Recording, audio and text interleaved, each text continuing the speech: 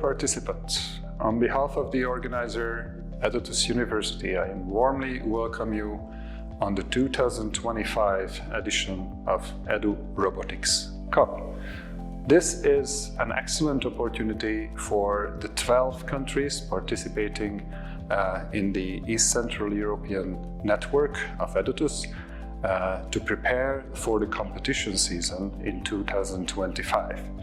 It's not only a good opportunity for the World Robot Olympiad teams to practice while waiting for the new season of the World Robot Olympiad, but also is a great opportunity for those teams who haven't participated in competitions earlier to get involved in the excellent life of competitions.